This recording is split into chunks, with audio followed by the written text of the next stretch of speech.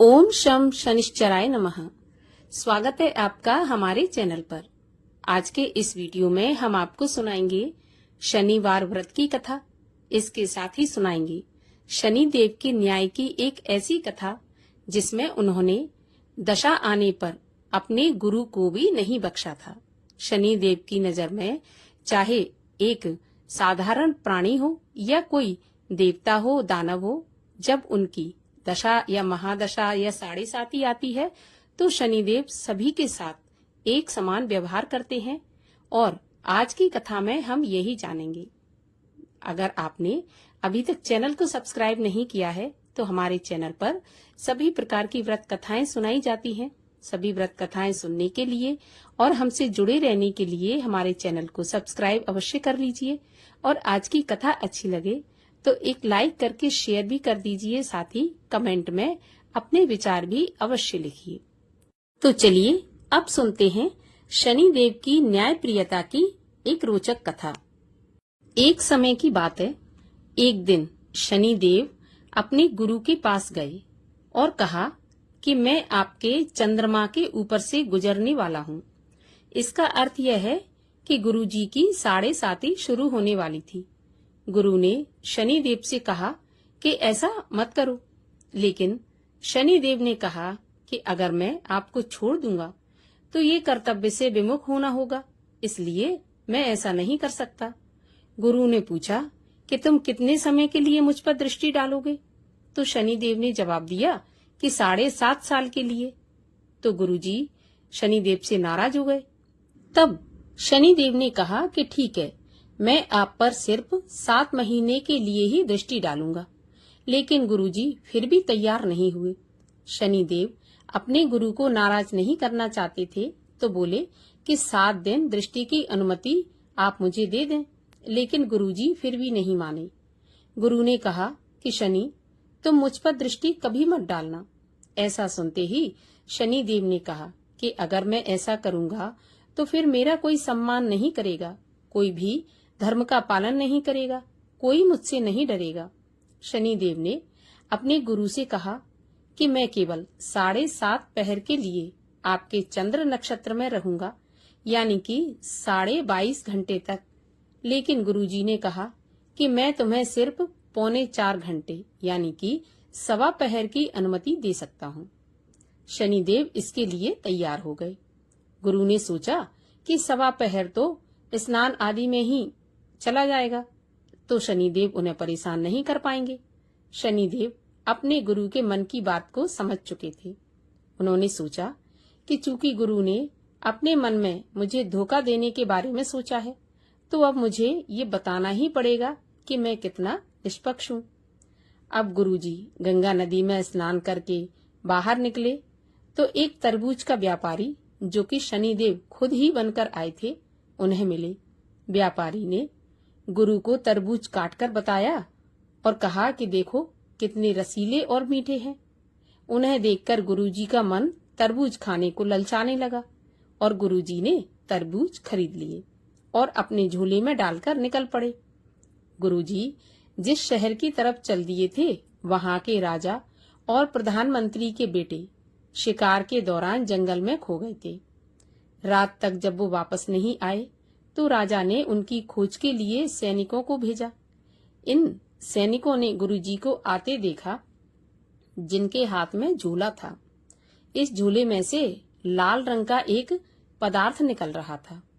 सैनिकों ने गुरुजी को रोका और झोला खोलकर देखा तो सब सन्न रह गए, क्योंकि गुरुजी के झोले में राजा और प्रधानमंत्री के बेटों के सिर थे और उनमें से रक्त बह रहा था।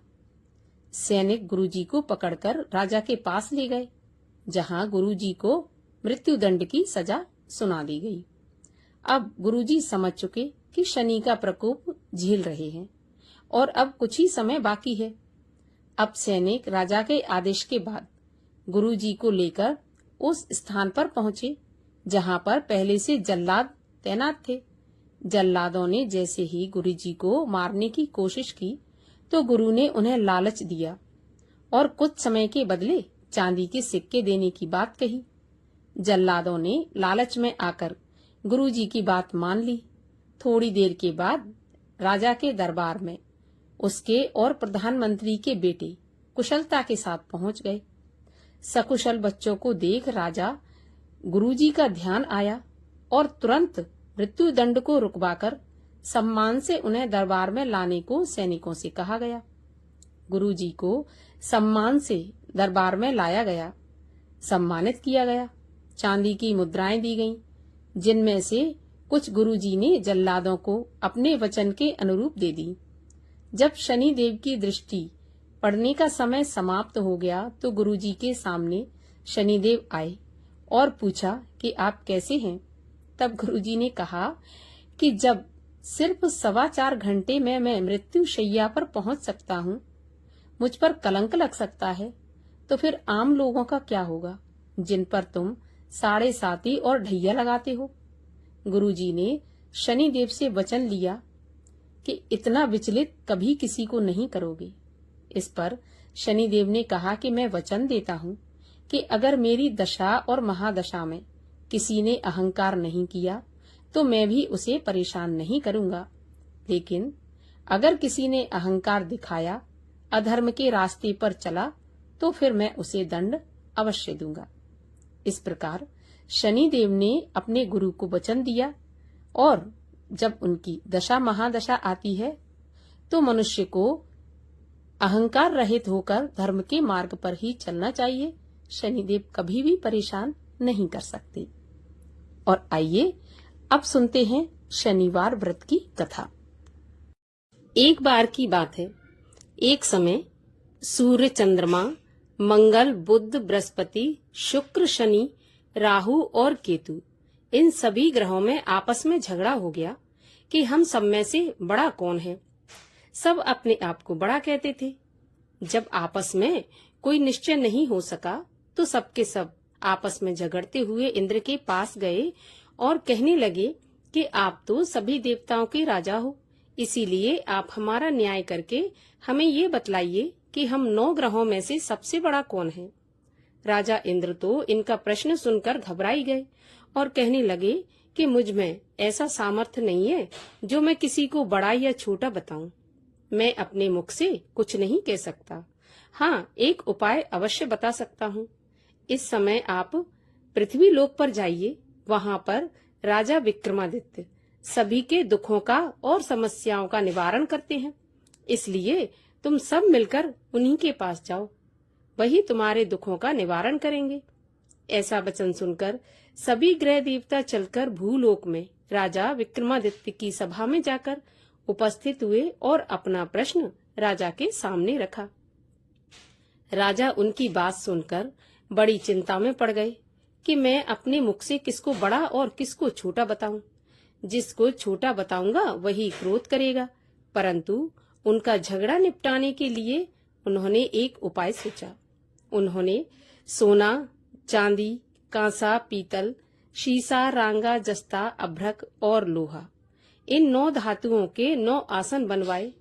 सब आसनों को क्रम से, जैसे कि सोना सबसे पहले और लोहा सबसे आखिरी में बिछाया गया। और राजा ने सभी ग्रहों से कहा कि आप सब अपने अपने आसन पर विराजमान हो जाइए। जिसका आसन सबसे आगे वह सबसे बड़े और जिसका आसन सबसे पीछे वह सबसे छोटा जानिए। अब क्योंकि लोहा सबसे पीछे था और वह शनिदेव का आसन था, इसलिए शनिदेव समझ गए कि राजा ने मुझको सबसे छोटा बना दिया। इस पर शनिदेव को बड़ा क्रोध आया और शनिदेव ने राजा से कहा कि राजा, शायद तू मेरे पराक्रम को जानता नहीं है। सूर्य एक राशि पर 1 महीना रहते हैं, चंद्रमा 2.25 दिन, मंगल 1.5 महीना, बृहस्पति 13 महीने, बुध और शुक्र 1 महीने, परंतु मैं एक राशि पर 2.5 अथवा 7.5 साल तक रहता हूँ। बड़े बड़े देवताओं को भी मैंने भीषण दुख दिया है। राजन सुनो, जब राम जी को 7.5 आई तो उन्हें वनवास हो गया, और जब रावण पर आई तो राम और लक्ष्मण ने सेना लेकर लंका पर चढ़ाई कर दी और रावण के कुल का नाश कर दिया। अब राजा तुम सावधान रहना। तो राजा कहने लगा कि जो कुछ भाग्य में होगा देखा जाएगा। उसके बाद सभी ग्रह तो प्रसन्नता के साथ वहां से चले गए, परंतु शनिदेव बड़े क्रोध के साथ वहां से पधारे।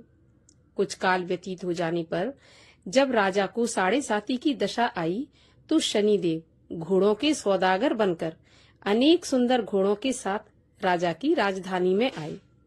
जब राजा ने सौदागर के आने की खबर सुनी तो अपने अश्वपाल को अच्छे अच्छे घोड़े खरीदने की आज्ञा दी। अश्वपाल ऐसी अच्छी नस्ल के घोड़े देखकर और उनका मूल्य सुनकर चकित हो गया और तुरंत ही उसने राजा विक्रमादित्य को सूचना दी। राजा उन घोड़ों को देखकर उनमें से एक अच्छा सा घोड़ा चुनकर सवारी के लिए चढ़ा। राजा के घोड़े की पीठ पर चढ़ते ही वह घोड़ा जोर से भागा। घोड़ा बहुत दूर बड़े जंगल में जाकर राजा को छोड़कर वहां पर गायब हो गया। इसके बाद राजा अकेला जंगल में भटकता फिरता रहा। कुछ देर के पश्चात राजा को भूख लगी। राजा ने भूख और प्यास से दुखी होकर भटकते भटकते एक ग्वाले को देखा। ग्वाले ने राजा को प्यास से व्याकुल देखकर पानी पिलाया। राजा की उंगली में एक अंगूठी थी, सो राजा ने उसे निकालकर खुशी खुशी उस ग्वाले को दे दी और स्वयं शहर की तरफ चल दिया। राजा शहर में पहुंचकर एक सेठ की दुकान पर जाकर बैठ गया और अपने आप को उज्जैन का रहने वाला और अपना नाम बीका बता दिया। सेठ ने उसको कुलीन मनुष्य समझकर जल इत्यादि पिलाया। भाग्यवश उस दिन सेठ की दुकान पर बिक्री बहुत अच्छी हो गई। तब सेठ उसको भाग्यवान पुरुष समझकर भोजन कराने के लिए अपने साथ ले आया। भोजन करते समय राजा ने आश्चर्य की एक बात देखी कि खूंटी पर एक हार लटक रहा है और वह खूंटी उस हार को निगल रही है।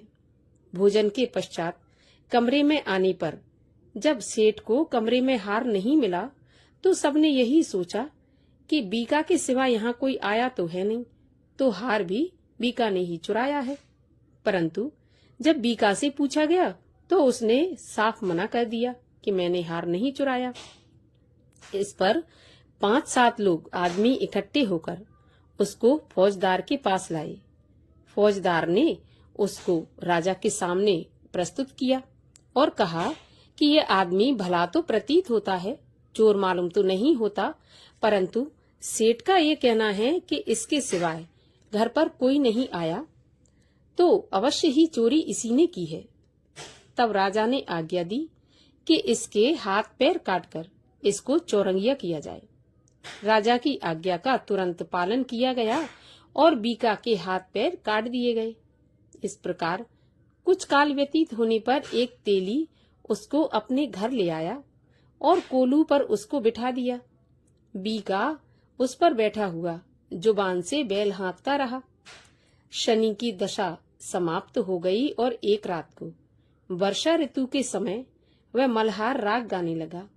उसका गाना सुनकर उस शहर के राजा की कन्या उस राग पर मोहित हो गई और दासी को खबर लेने के लिए भेजा कि देखकर आओ ये शहर में कौन गा रहा है। दासी सारे शहर में फिरती फिरती क्या देखती है कि तेली के घर में एक चौरंगिया राग गा रहा है। दासी ने महल में आकर राजकुमारी को सारा वृत्तांत सुना दिया। बस उसी क्षण राजकुमारी ने अपने मन में यह प्रण कर लिया कि चाहे कुछ भी हो जाए, विवाह तो मैं इसी चौरंगिया के साथ ही करूंगी। प्रातःकाल होते ही जब दासी ने राजकुमारी को जगाना चाहा तो राजकुमारी तो अनशन व्रत लेकर पड़ी रही। तब दासी ने रानी के पास जाकर राजकुमारी के ना उठने का सारा वृत्तांत कहा। रानी ने तुरंत ही वहां पर आकर राजकुमारी को जगाया और उसके दुख का कारण पूछा। तो राजकुमारी ने कहा, माताजी, मैंने ये प्रण कर लिया है कि तेली के घर में जो चौरंगिया है उसी के साथ विवाह करूंगी। माता ने कहा कि ये कैसी बात कर रही हो, तुम्हारा विवाह तो किसी देश के राजा के साथ किया जाएगा। कन्या बोली, माताजी, मैं विवाह उसी के साथ करूंगी, चाहे कुछ भी हो जाए, मैं अपना प्रण नहीं तोड़ूंगी। तो माता ने चिंतित होकर यह बात राजा को बताई। जब महाराज ने भी आकर ये समझाया कि मैं अभी देश देशांतर में अपने दूत भेजकर सुयोग, रूपवान एवं बड़े से बड़े गुणी राजकुमार के साथ तुम्हारा विवाह करूंगा। ऐसी बात तुमको नहीं सोचनी चाहिए। तो कन्या ने कहा, पिताजी, मैं अपने प्राण त्याग दूंगी, परंतु किसी दूसरे से विवाह नहीं करूंगी। इतना सुनकर राजा ने क्रोध से कहा कि यदि तेरे भाग्य में ऐसा ही लिखा है तो जैसी तेरी इच्छा हो वैसा ही कर। राजा ने तेली को बुलाकर कहा कि तेरे घर में जो चौरंगिया है उसके साथ मैं अपनी कन्या का विवाह करना चाहता हूँ। तेली बोला, ये कैसे हो सकता है महाराज? कहाँ आप हमारे राजा, कहाँ मैं एक नीच तेली। परंतु राजा ने कहा कि भाग्य के लिखे को कोई नहीं टाल सकता। अपने घर जाकर विवाह की तैयारी करो। राजा ने उसी समय तोरण और बंधनवार लगवाकर अपनी राजकुमारी का विवाह चौरंगिया बना विक्रमादित्य के साथ कर दिया। रात्रि को जब विक्रमादित्य और राजकुमारी महल में सोए तो आधी रात के समय शनिदेव ने विक्रमादित्य को स्वप्न दिया और कहा कि राजा कहो, मुझको छोटा बताकर तुमने कितना दुख उठाया है। तो राजा ने क्षमा मांगी और शनिदेव ने प्रसन्न होकर विक्रमादित्य को हाथ पैर वापस दे दिए। तब राजा ने शनिदेव से कहा कि महाराज, मेरी प्रार्थना स्वीकार करें। जैसा दुख आपने मुझे दिया ऐसा किसी और को नहीं देना। शनिदेव ने कहा कि तुम्हारी यह प्रार्थना स्वीकार है। जो मनुष्य मेरी कथा सुनेगा या कहेगा उसको मेरी दशा में कभी किसी प्रकार का दुख नहीं होगा, और जो नित्य ही मेरा ध्यान करेगा या चींटियों को आटा डालेगा उसके सारे मनोरथ पूर्ण होंगे। इतना कहकर शनिदेव अपने धाम को चले गए। राजकुमारी की आंख खुली और उसने राजा के हाथ पांव सलामत देखे तो उसके आश्चर्य का ठिकाना नहीं रहा। उसको देखकर राजा ने अपना सारा हाल कहा कि मैं उज्जैन का राजा विक्रमादित्य हूँ। ये बात सुनकर राजकुमारी अत्यंत प्रसन्न हुई। प्रातःकाल राजकुमारी से उसकी सखियों ने पूछा तो उसने अपने पति का सारा वृत्तांत कह सुनाया। तब सबने प्रसन्नता प्रकट की और कहा कि ईश्वर ने आपकी मनोकामना पूर्ण कर दी। जब उस सेठ ने यह बात सुनी तो वह विक्रमादित्य के पास आया और राजा विक्रमादित्य के पैरों में गिरकर क्षमा मांगने लगा कि आप पर मैंने चोरी का झूठा दोष लगाया, अतः आप मुझको जो चाहे सजा दें। राजा ने कहा कि मुझ पर शनिदेव का कोप था, इसी कारण ये सब दुख मुझको प्राप्त हुआ। इसमें तुम्हारा कोई दोष नहीं है। तुम अपने घर जाकर अपना काम करो। सेठ बोला, मुझे तभी शांति होगी जब आप मेरे घर चलकर प्रीति पूर्वक भोजन करोगे। राजा ने कहा कि ठीक है, जैसी आपकी इच्छा। सेठ ने अपने घर जाकर अनेक प्रकार के सुंदर भोजन बनवाए और राजा विक्रमादित्य को प्रीति भोज कराया। जिस समय विक्रमादित्य भोजन कर रहे थे, एक अत्यंत आश्चर्य की बात सबको दिखाई दी कि जो खूंटी पहले हार निगल रही थी, अब वह हार उगल रही है। जब भोजन समाप्त हो गया तो सेठ ने हाथ जोड़कर बहुत सी मोहरें राजा को भेंट की और कहा कि मेरे श्री कंवर नाम की एक कन्या है, आप उसका पाणी ग्रहण करिए। इसके बाद सेठ ने अपनी कन्या का विवाह राजा के साथ कर दिया और बहुत सा दान दहेज आदि दिया। इस प्रकार कुछ दिनों तक वहां निवास करने के पश्चात विक्रमादित्य ने शहर के राजा से कहा कि अब मेरी उज्जैन जाने की इच्छा है। फिर कुछ दिन के बाद विदा लेकर राजकुमारी मन भावनी, सेठ की कन्या श्री कंवरी तथा दोनों जगह के दहेज में प्राप्त अनेक दास दासी, रथ और पालकियों सहित राजा विक्रमादित्य उज्जैन की तरफ चल पड़े। जब शहर के निकट पहुंचे और नगर वासियों ने राजा के आने का समाचार सुना तो समस्त उज्जैन की प्रजा अगवानी के लिए आई। तब बड़ी प्रसन्नता से राजा अपने महल में पधारे। सारे शहर में बड़ा भारी महोत्सव मनाया गया और रात्रि को दीपमाला भी की गई। दूसरे दिन राजा ने शहर में ये सूचना कराई कि शनि देवता सभी ग्रहों में सबसे ऊपर हैं। मैंने इनको छोटा बताया, इसी से मुझको ये दुख प्राप्त हुआ है। इस कारण सारे शहर में सदा शनिदेव की पूजा और कथा होने लगी। राजा और प्रजा अनेक प्रकार के सुख भोगती रही। जो कोई शनिदेव की इस कथा को पढ़ता है या सुनता है, शनिदेव की कृपा से उसके सारे दुख दूर हो जाते हैं। शनिवार के दिन इस कथा को अवश्य पढ़ना चाहिए या सुनना चाहिए। बोलिए शनिदेव महाराज की जय।